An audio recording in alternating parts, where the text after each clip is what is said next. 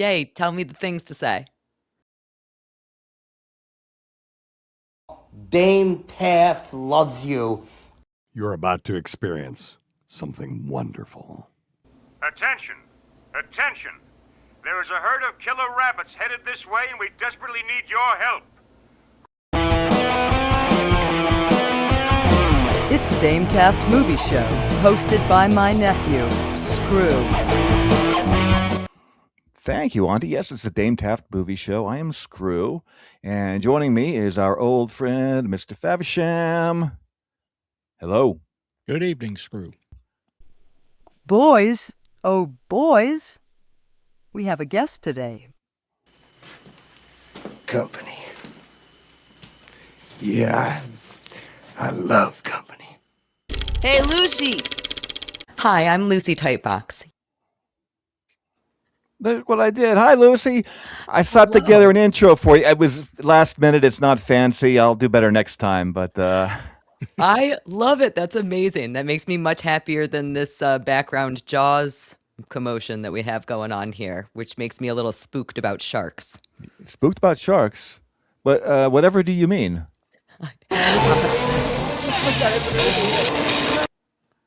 Oh, sorry, my hand slipped. I'm sorry. What were you saying? Just a little bit afraid of sharks, just a teeny tiny bit. Okay, so don't go in the water. What's the problem here? All right. What were we talking about? No, we have chatted briefly at a couple of live events. You're quite the ambassador. You're always working the room. I don't like to take up too much of your time, so I never really got to get too deep into film with you. But I know that you are a cineaste and you host screenings. You've got your movie show. Let's say it now before I forget, and I'll put the letters up there. Once Over with Kaylee on YouTube.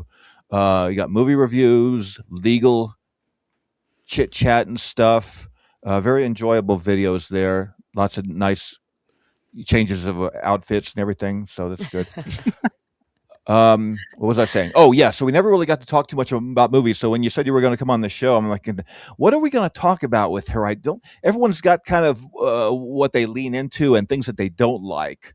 So rather than do a full interview, we'll kind of pick that up along the way. So if I go off on tangents to find out more, that's what's happening. And Mr. Faversham, don't let me steamroll over you. I'm moving fast out of respect for our guest's time, but we want you to chime in here. Let's take a moment to get to know our guest. All right. Dogs or cats? We already know both of you as the cat people. Here's the problem with cats. If you got a dog, you go pet him on the side there and you get that dunk, dunk, dunk, dunk on the rib cage. You do that to a cat and they go, whoosh, they do that little Matrix move and you're getting air, and then long cats. No, they all do that to me. And then later on they come around, they rub it up on your leg and they're like, yeah, you like that, don't you? You like that. Anyway, that's the problem with cats. Okay. Lucy, you're ordering a pizza. What do you order for the toppings? I actually really like anchovies on pizza. People think I'm crazy for that, but I also banana peppers, onions, yum. Okay. Doesn't offend me, so I'll let that go. And one more question. You're watching television. Suddenly you realize there's a wasp crawling on your arm. All right. You're watching television. Suddenly you realize there's a wasp crawling on your arm. I'd kill it. All right, do you want to do a take two? I thought you were a movie buff. I failed. I know, I caught you off guard with that. That wasn't fair. Let's do a take two here. Let's bring you up in the big window. You're watching. Remember, don't blink. Like Michael Caine says, don't blinky blink. Don't blink. Don't blink. You're watching television. Suddenly you realize there's a wasp crawling on your arm. I'd kill it. Okay, we'll call you. Mr. Faversham knows what we're going to look at, but you don't. And so the question will be, have you seen these movies? And we'll talk about it as we go. I got 2 movies here, clips from 2 movies.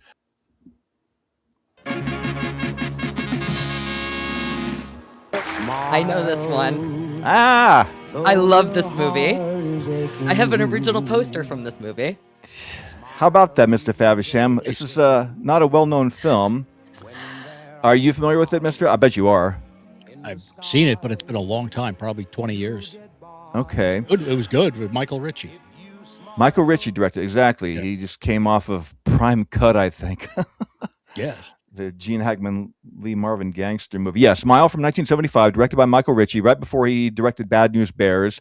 And they say on the commentary that the stuff with the kids in this movie got him that movie. But please continue, Lucy. I heard on the commentary that the guy said that he programmed it in a town you're familiar with, Rochester. I was just going to say, actually, I know the guy who did the commentary for this movie. He's actually, so Jim Healy used to be a programmer in Rochester, New York, here where I live. And he is my absolute favorite film programmer of all time. He programs like it's amazing what he does. So he has now moved out of Rochester and he's in Wisconsin now, but he's incredibly talented. So he introduced me to Smile. This is one of his favorite movies. He did the commentary on the, I think it was a Blu-ray that just came out or the DVD, whatever it was. Yeah. He's so talented. I can't say enough good things about Jim Healy, and I can't say enough good things about this movie. Smile is amazing. I love this movie. It's funny, isn't it? It pokes fun at Americana, but not in a real demeaning, condescending way. It puts a spotlight on the humor that is there. Why not look at it and laugh at it? You agree with that? It's not just like, hey, look at these rubes, aren't they stupid? Mr. Pfeffer? He's not. He doesn't treat the people as morons or anything else. He treats them as they are, and it's not demeaning. Thank you. I couldn't think of the right word. Right. Demeaning. He doesn't demean the people. It's just this is their story. This is what they do, and the movie's told with, I think, good humor. It's not nasty. It's got a slightly satirical edge to it, but not even that hard. Against everyone. I remember really enjoying it. That's why I should pick this up, because I really did enjoy this movie. Yeah, I think there's a lot of laughs. Great cast too. Let's watch a couple more clips real quick and we'll talk some more. Yay. Yeah, so Michael Kidd, he's funny. He's the choreographer. Have any of you had any dance experience? Does square dancing count? Not with me, dear. So he's very dry, very hilarious. An actual choreographer. Bamboo poles. I don't have a bamboo pole. Oh, Melanie Griffith. Oh, 1, 2, 3, 4. I never realized her legs were so long. Oh. And 1, 2, 3. Night Moves then. Very nice. What'd you say? You haven't seen Night Moves then. Mr. Faversham, you want to answer that question? We just had a discussion about Night Moves the other day. You did. Just a couple of days ago. When was that? Tuesday or Wednesday? I think it was Tuesday. Work on it. Why doesn't my heart go down? So I bet you know who that broad is, huh, Lucy? I am so bad with names. I do know her. No, you don't even have to know her name. What movie was she in? She's. That's okay. Mr. Faversham, you get one shot before I tell everybody. No, I same thing. I know who she certainly looks like somebody, but I can't think of the name. Yeah, I didn't recognize her. I had to learn it from the commentary or the special features. That's Violet Beauregard. Oh. From Willy Wonka. Willy Wonka. Oh my God. Yeah, I would not have gotten that. No. She slimmed down a little bit. Yeah. It just doesn't even look the same. Okay. Now I can see it. Well, live music sounds a lot different from a tape. That's right, dear. We count on that to make a living. That's the actor William Traylor. People probably remember him best from a later Michael Ritchie movie, Fletch. He played Mr. Underhill. His last movie was the 1988 Don Johnson cop movie, Dead Bang. Anyway, William Traylor, you see him a lot in movies around this time. He's another member of this fine cast. And there's Paul Benedict. Sorry. From Waiting for Guffman, a film that shares some similarities with this. Would you agree, Lucy? I've actually only seen Waiting for Guffman one time. Oh, okay. So I definitely don't think that I'm an expert on it. Mr. Faversham, would you agree? Similarities? I see that connection. Same thing. Treating the people not as caricatures. They're real people, and this is what they do. And yeah, you're right, Paul. He's great in both of those. Paul Benedict. Yeah. He's great in a lot of movies. I love Paul Benedict. Yeah. But what I wanted to show here is town that's getting to me. It's the menu. What? A 37-cent hamburger? I'll take 10. I'll take 10. That means if I get 10 hamburgers, it sets me back $3.70. Well, heck, I'll have the double burger there for 55 cents. I'll take 10 of those. Living large. What's that? An AC burger? I can't read that. Yeah, I guess so. Maybe that's the name of the place there. Oh, could be, yeah. 45 cents, same as a cheeseburger. Anyway, it bums me out. 29-cent fries. Okay. You can also get a beef taco. Come on, this place has got it all. That's right. I forgot you're partial to tacos. I can't see the price of the tacos there. It's probably 14 cents. Yeah. Oh, that's so angering. I realize that. Sorry for my digression. You and I have gotten off to a rather shaky start. Jeffrey Lewis. But things don't have to stay that way. What do you say? Let's keep it shaky. Okay. Well, that dry humor is very funny. All right, so the chicks are out here getting all set up for the beauty contest. Ooh, Annette O'Toole. And where there's girls, there's boys. Look at that bike, Mr. Faversham. My own personal zoom lens. Chopper You're style. weird, Freddy. Where's the film? Isn't it in there? No. But in the ads, the film is always in there. You asshole! I'm gonna kick you. Come on. Are you here to sing or to make butter? I don't like that music, man. He's mean to the young American missus. Yeah. It's hilarious. Genius. It was a gentler, sweeter time back then in '75. The school janitor's got his pints stashed around the school, corrupting his young charge here. So that's Titos Vandis on the left. He was Father Karras's uncle in The Exorcist. Yes. I was going to say, he looks really familiar, but I could not have placed that. Lots of TV work, too. Yeah. How about Young Doctors in Love? He played the comatose mob guy that Hector Elizondo is trying to kill. Guy next to him there is Dennis Dugan, who was in what movie we just looked at, Mr. Faversham? Night Moves. Night Moves. He gets his head slammed down on the table in the bar by Edward Binns. Oh, yeah. And he, of course, went on to a big directing career. A lot of comedies I don't watch, like the Adam Sandler stuff and everything. But just highlighting the juicy cast here. That's hilarious. For those who think young.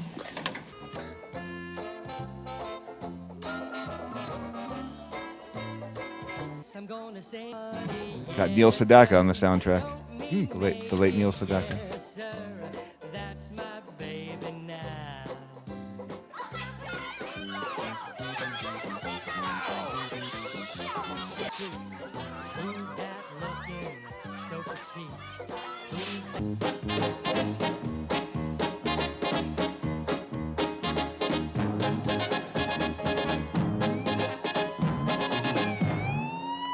That's hilarious. Mouth, you know that? Now, if anything, you should be a little humble after what you did. You should wipe that off. Well, I don't see why I have to see a psychiatrist. Oh, you want to go to jail? Huh? That's the big alternative. Come on, we'll go to jail. No, come on, we'll go to jail. Well, do you want to go to jail? No. And you're going to go in here now? Yes. Okay, take your hands out of your pocket. You're very lucky you're my son, you know. I love Bruce Stern, Lucy. I've said it before. He is every bit as good an actor as Jack Nicholson. Yeah, I could not agree with you more, actually. You a fan of his work? You got some favorites? I am. You know, again, so I would say Smile is probably up there in top movies of maybe all time, honestly. So definitely this. What's the Burbs? Oh, Burbs, Tom right? Hanks. Yeah. Bruce Stern's in The Burbs. What else? Black Sunday. Oh yeah. That's a good one too. Silent Running. Yep. Oh, Yeah. he's great. I think, again, very underrated. Yeah, you've probably seen him in Coming Home, right? He got Oscar I have nominated not for that. seen that one. Oh, Mr. I Faversham, know. do you recommend Coming Home, the post-Vietnam, or no, it's Vietnam veteran movie? Not particularly. He's for great at it. For political reasons, I concur. Not necessarily for political reasons. Just Yeah. I thought it's a little overdone, a little too on the nose, a little too everything. He's great. He's great in Family Plot, Hitchcock's movie last movie. Yeah. Yeah. He was also in Marnie in a small part, which I didn't realize. Yeah. Oh, that's correct. Yeah. No, I just adore him, and the kid next to him there, that's the Eric Shea. He played Robin Shelby in the Poseidon Adventure. You a disaster movie gal, Lucy? I am. I love natural disaster movies. What about the unnatural ones? Well, I guess The Swarm is a natural disaster, right? Yeah, I would call that a natural disaster movie. In more ways than one. Yeah. You like those movies from the 70s? They I made some do. Yeah, big fan of like Towering Inferno and stuff like that. It's one of the genres that kind of got me re-excited about film. But in general, I just love 70s movies, which I guess you can probably gather given that I know of Smile. I mentioned Night Moves, and Yeah. yeah, I like the 70s. That's Great time for interesting. movies.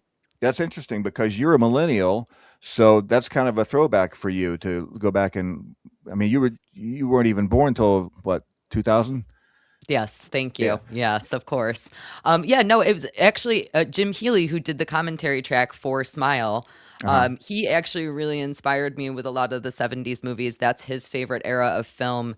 And again, I respect his tastes in film so very much that it just kind of got me on a little spiral kick of going and watching things like The Conversation and all these movies, A Boy and His Dog. Yeah. All Yeah, these you sorts of reviewed that movies. on your show, I believe. Yeah, Yeah. yeah, and I love those movies. I mean, they're just absolutely incredible. So I have Jim Healy to thank for all of this. Yeah. And you agree with that, Mr. Faversham? Oh, the 70s movies are great. I mean, I tend to lean earlier, 40s, 50s, 60s, because I grew up watching those. Yeah. Because I'm old, and when I was programming stuff, the classics I used to run were mostly 40s, 50s, and 60s. Yeah. Some 30s, and silent films. I mean, we ran everything when I was running the theater. So I've seen it all that stuff over the years. But yeah, no, the 70s is a great era for movies. I mean, they directors were given more freedom. Some of them abused it. Some of them abused it. Just like Bad News Bears perfectly highlights Americana of the era. I mean, they're perfect time capsules. You know, I know a lot of people laugh at the clothes and the hair and stuff, but seems like only yesterday to me. And this is shot in Santa Rosa. What were you going to say, Lucy? Go ahead.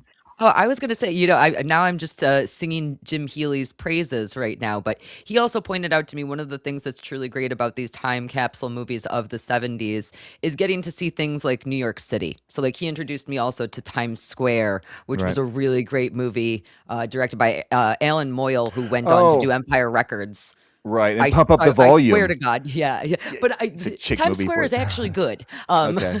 But I love the idea of like not just getting to see the Americana, but also getting to see these landmark places that we're all so familiar with. It's so cool to see how New York City has changed over the years, and so to get to see that perfect 1970s kind of time capsule of it is amazing. That's a niche title, Times Square. I saw it in the theater when I was a kid. You seen that, Mr. Faversham?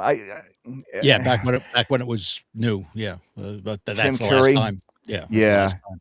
Not really my kind of movie, but perfect for a chick. And Yeah. like you said, I mean, you see other things in it, like the environment and whatnot.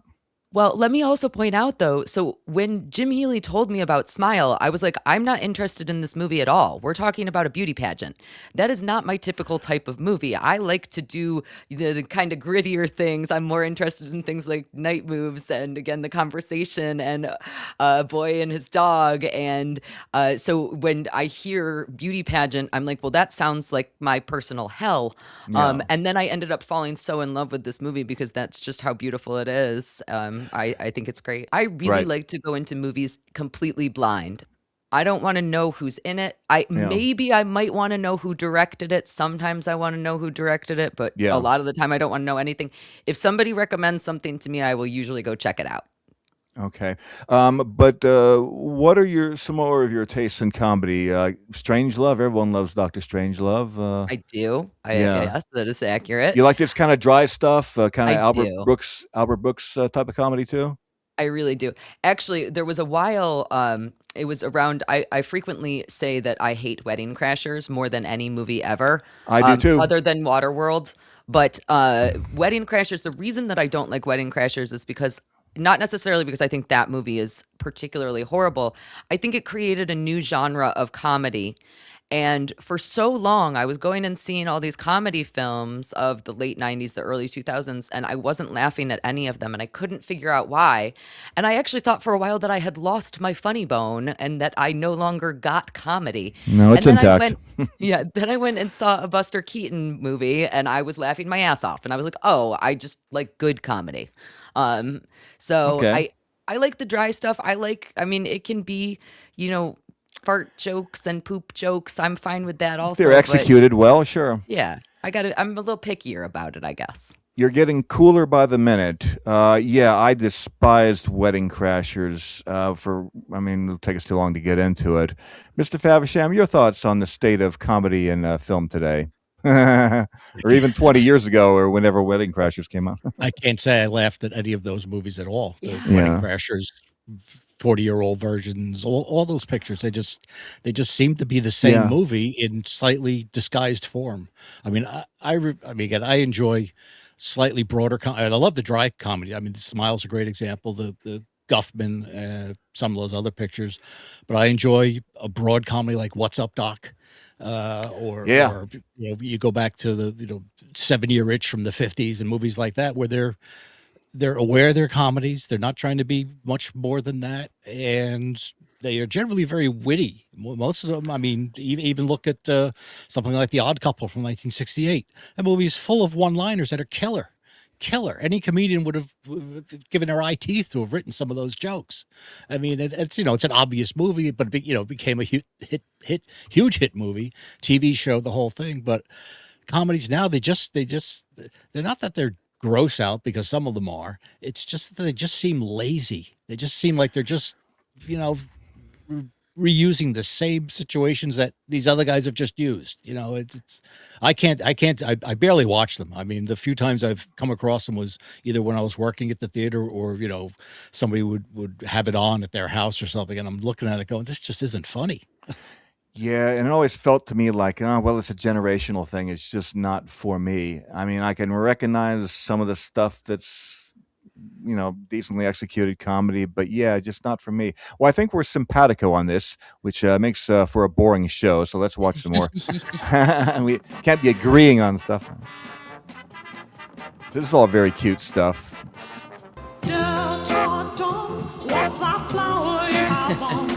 Would it be a faded rose from days gone by?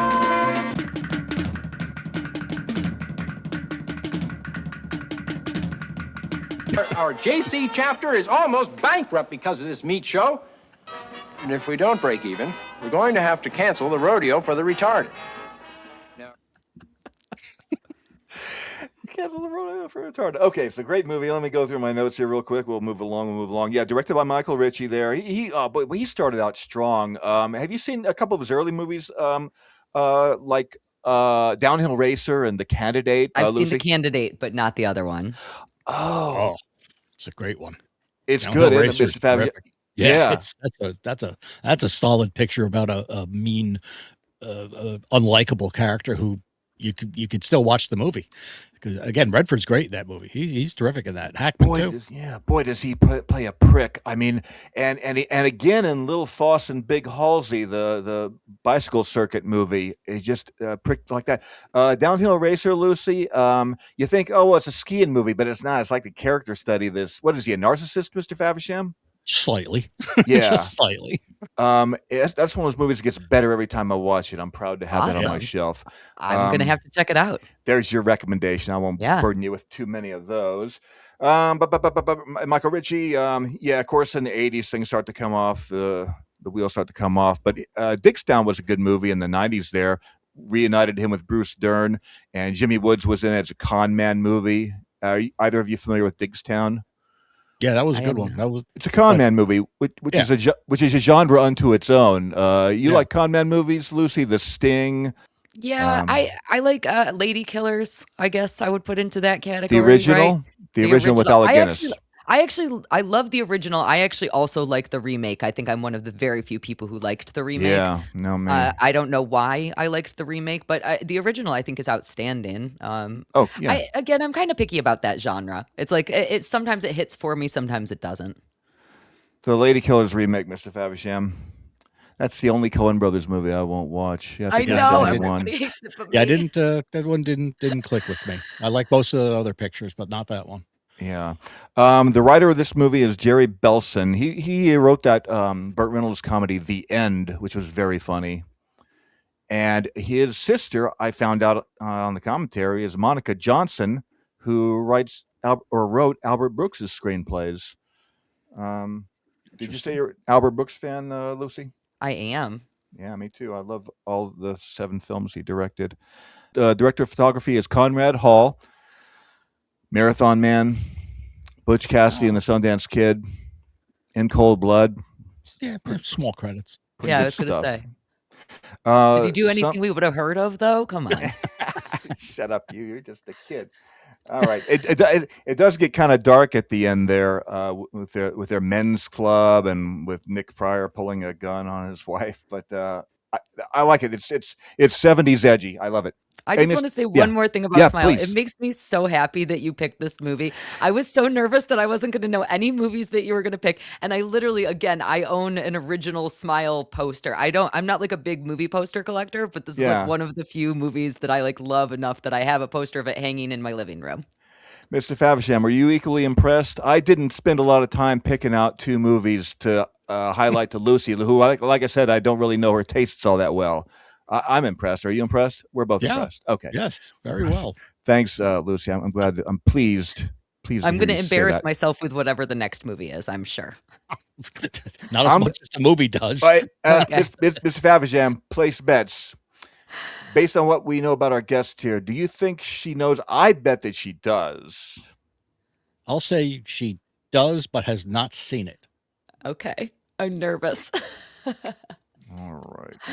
Mr. Faversham, did you pull 5 discs like I asked you to? Yes, I did. Let me do my parlor trick real quick. You can try this too, Lucy. All right, I asked him to pull 5 random movies between 1975 and 2000. They're studio movies, not independents, and I get to guess the director. I don't know what he's pulled there, but I'll let you go first. If are you good? You said you're not good at names. I'm horrible at names. All right. First title, Mr. Faversham. Hard Times. Oh, I know the director. Lucy, don't any idea? Okay. I feel like I do, but I don't. Walter Hill. Walter Hill's first film as a director. Go ahead. Next. Correct. Twilight's Last Gleaming. I know that one too. I don't know that. Robert Aldrich. What else you got there? My Favorite Year. Oh, Richard Benjamin. Have you seen My Favorite Year? I have not. Girls I don't like even that think movie. I've heard of that before. That is a great comedy. That's one I considered a great comedy. I don't enjoy it as much as people did. It gets a lot of praise. It's well regarded. Mm-hmm. I think it's fine. I don't like that kid though. The kid with the funny Simpsons mouth. He bugs me. It went on to be in Perfect Strangers. Mark Lynn Baker. Yeah. Anyway, it's got Peter O'Toole. Lucy will get around to checking that out. All right. What else you got? Breakheart Pass, directed by Tom Grease, whose son went on to be an actor. His son went on to play Uncle Rico. Of course. That's funny. All right, I'm trying to. Yeah, we have one more. Or was that it? Finally, Waterworld. Hey, and you had no idea she was going to slam that film today, did you? No, I did not. There's too many weird coincidences here. I'm feeling uncomfortable. Directed by Kevin Reynolds, by the way. Yes. I'm 5 for 5. 5 for 5. Lucy, there's far worse films than Waterworld. No, that's not true. Well, let me show you an example. There's a setup. MGM made this movie. Still amazing. Can this population explosion be contained? Have you seen it, Lucy? I have not. I have heard of this. Ah, you were right, Mr. Faversham. Yes. Great cast. Stuart Whitman, DeForest Kelly from the Star Trek, and Janet Leigh. Beautiful Janet Leigh. This is very frightening stuff. You think sharks are scary. You haven't seen anything yet, Lucy. I'm terrified. Might want to shield your eyes. We sure do.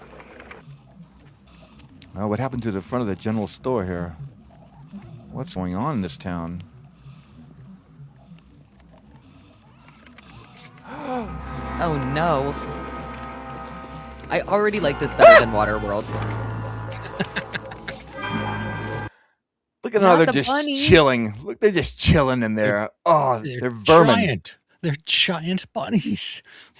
They're giant bunnies, Lucy. Can't you see how small the food products are in relation to them? I love them.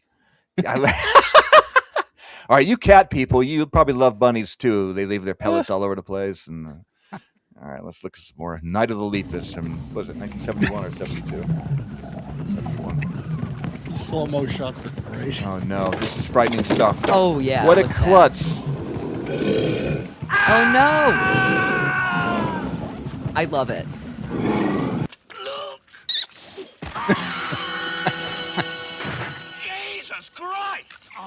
How did that get in there? Ah! I'm being eaten by rabbits. What are they thumping? Rory Calhoun. Yeah. That was Rory Calhoun. I bet you've seen Motel Hell, right, Lucy? I sure have. Do you remember the tagline, Lucy, for the poster of Motel Hell? I've only seen the movie once, but I always remember the tagline. I'm pretty sure I have a T-shirt with that line on it, and I still could not tell you. Go ahead, Mr. Faversham. I bet you know it. It ends with Farmer Vincent's fritters, and I can't remember. Yeah, it takes all kinds of critters to make Farmer critters. Vincent fritters. Close enough. All right, good. That's right. I'm not a big Motel Hell fan. Well, I've only seen it once, but big rabbits.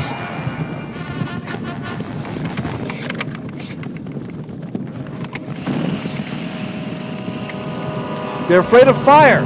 They're afraid of fire. It needs. We can kill it. Oh no, not the bunnies. Unbelievable. I love it. I hope you're not gonna get nightmares. Yeah, Night of Lepus from 1972. Eco horror. Hey, Lucy, are you a fan of the eco horror genre like I am? Again, big in the 70s. All the best ones in the 70s. All the best disaster movies. All the best conspiracy thrillers. Equally, the eco horror. All right, this one came after Willard, which was a big hit, which is probably a part of the reason why I got green lighted. But tell me what you think of eco horror movies in the 70s. I love it. I love Willard's a great example. I like what is it, Frogs? Yeah, I like all of those weird little movies. Oh God, you're a keeper. I think they're super fun. This is I exactly love Frogs. Okay. This is a great movie. I can already tell from just the little bit that we just watched. I will absolutely like this more than I will like Waterworld ever. I like fun, silly, goofy. I love that obviously they were doing miniatures with the rabbits. So like I love the idea of having like those practical effects for something silly and stupid like this. This is my kaiju movie dreams, but with bunny rabbits, and I love that. Couple of quick eco horror movies I want to get your thoughts on here, Lucy. Phase 4. Have you ever seen Phase 4? I believe it was 1973. Oh, that's right in my alley. Good, I love that picture. All right. That's probably one of the smarter eco horror movies. Very disturbing. That one involves ants and scientists. It's not like Empire of the Ants. Anyway, Phase 4. Kingdom of the Spiders was fun. William Shatner. That one was also, this takes place in Arizona and Tucson, but that one was also in Arizona. Kingdom of the Spiders with those tarantulas. Yep. Any thing on eco horror real quick, Mr. Faversham, before I move on? Well, you mentioned the one, Empire of the Ants. You also had Food of the Gods. Oh, you're cutting out. Empire of the Ants. Yeah, which I've still not seen. That's Empire of the Ants I've seen many times. And Food of the Gods was the other one. They did a whole series of AIP films back then, the Echo films. Bird-Eye Gordon. Big. Whose initials are? Mr. Big. Aren't you impressed, Lucy? Okay. I am. Lucy, speaking of frightening bunnies, have you ever seen Watership Down, the animated feature from the 70s? I'm actually trying to remember. So I know I've watched part of it. I don't think that I've ever watched the whole movie. Yeah. And I always meant to, and I don't know why I haven't. Another great thing about the 70s is they had these hard-edged kid movies. And I turned out okay. I mean, Jaws was a kid's movie. It was rated PG, and all the kids loved it, myself included. Saw it opening weekend. Watership Down. I'm sure you're familiar with it, Mr. Faversham. Did you like it? That's one to leave you laughing at the end. Bunnies, animated bunnies, just ripping each other to shreds. Yeah, I'm sorry. Go ahead. Yeah. Yeah, just it's a beautifully made animated movie, but the story is it's an adult movie. I mean, it's animated so kids would see it, but it's not made for kids. I mean, they could watch it, but I think they'd be disturbed by it. Yeah. Younger kids, teenagers, and 10s, 12s, they may be okay with it. We have one more piece of work to do. Time for a sing-along. Mr. Faversham loves sing-alongs. Sing with me, everybody. Matt Monroe. Sing it! From Russia with love, I fly to you, much wiser since my goodbye to you. Say it! I traveled the world. Sick? Are you sick? What is it? All your mothers are gonna die. They don't start singing. I'm gonna kill all your mothers. Why don't you sing? Okay, we have a little fun here. I don't sing. All right, I love it. we've kept you long enough, Lucy. Our first lady guest. You have broken through the glass ceiling. I want to know who's going to pay for it. Oh, real quick, I want everyone go to her channel because one of the things I love is your thumbnails, your silent movie acting. Let me get rid of this here. I can't see enough of our friend here. Those little poses and everything. Give me one. What's the deal with these guys? Get a load of this guy. Okay. I hate taking those pictures more than anything in the world. So I'm glad that you appreciate them because it is so embarrassing to take selfies of yourself like that. It's the worst. I hate it. Hey, I got a quick job for you. I didn't get to use it today, but What is it with people today? You can't say anything without getting some kind of a smart answer. You just have to be so goddamn careful about everything you say. yeah, you always remind me of Terry Garr. That's why I had to pull a Terry Garr I clip. love After Hours so much. I can't say enough good things about this film. Yes. After Hours. So excited. I love After Hours. That's got to be also probably in my top 10.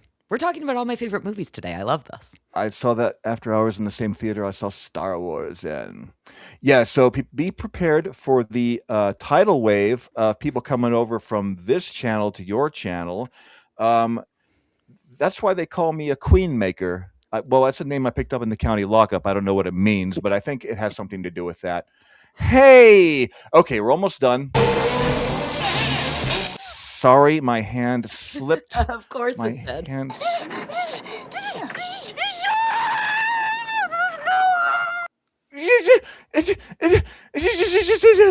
Hold on. Give me one clean take of imitating Tina from Jaws 2. Here, let's take No. us down from the picture. I can't do it. I'm kidding. That's But I cruel. will tell you, actually, since we did just talk about After Hours, and you guys know that I'm terrified of sharks. When I first saw After Hours, which was just a few years ago, I text messaged my boss that night, and I said I need tomorrow off because I need to go get a tattoo from this movie that I just saw, and I got the graffiti of the shark biting the dick off tattooed on me the next day. So Where is that on your body? it's on my your arm. like rib cage. Oh, okay. It's not my only penis tattoo or my only shark tattoo. Fun Okay. facts. We'll be right back. It's the Dame Taft Movie Show, hosted by my nephew, Screww. Lucy, I can't thank you enough. You're a delight. I had so much fun with you. A blast. I'm so honored to have done this, and I'm so excited to talk movies. I feel like you and I always try to talk movies a little bit and then Yeah. get distracted and don't end up doing it. So this was a true pleasure for me. I heard that you just did with Luigi Possession. I don't remember if you told me that or if Luigi did, but I'm so excited about that because I love that movie. Yeah, that's a fun movie to talk about. Oh God, Fun movie. Again, we'll be here Great all day. picture, but woof. You've seen it too? Oh, the Zlowski film. Yeah. The Sam Neill and I years didn't- ago. Doozy. You know, I will say, let me just say this one thing about that. I'm sorry if I'm keeping you guys now. No. I love, Stay as long there's as you that want. sequence where Sam Neill is sitting in the restaurant and there's like all the mirrors behind him. And it's kind of like in a really weird angle where you can like see the booths and then you can see, and it just looks so wacky and weird. And I think that that's one of the most beautiful shots I've ever seen in any film. And I still can't figure out where the camera is because there's so many mirrors that I don't actually understand how a camera is set up in that shot.